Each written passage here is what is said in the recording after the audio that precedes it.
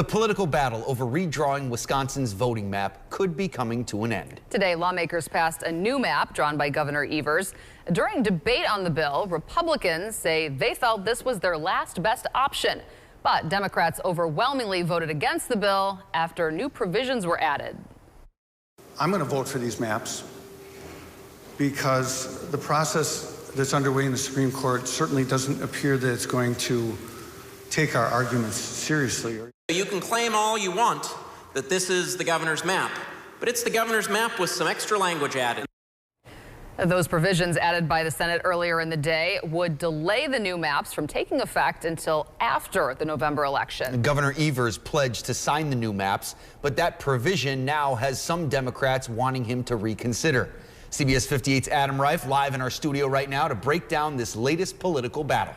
Adam?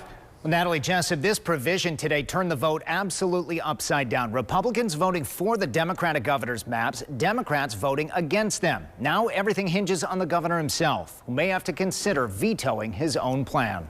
Maps drawn by a liberal Democrat governor, passed by a conservative legislature. Republican Assembly Speaker Robin Vos called it an easy vote Tuesday while speaking on the chamber floor. That's a win from both sides' perspective. He said passing the governor's maps plan would end costly litigation on both sides and provide certainty for candidates in the future. We get to have maps that we all run on and we know what they are. So we have the ability to go out and talk to our current and our new constituents. But the provision added by the Senate earlier in the day would delay the new maps from taking effect until after the November election. So for the next 9 months, the state would essentially operate under maps that were already ruled unconstitutional. Forgive me, but I just don't trust them.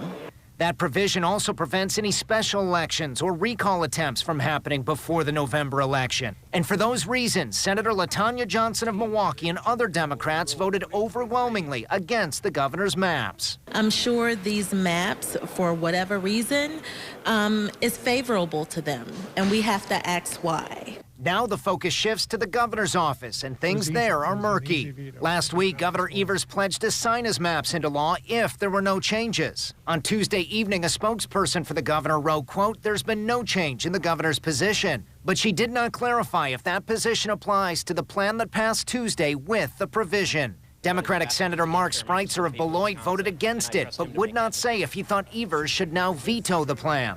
I trust the governor to make that decision. And still at this hour tonight, the governor's spokesperson has not yet responded to questions about his position on that provision. No word yet on when he may sign or veto this MAPS plan. Here in the studio, Adam Reif, CBS 58 News.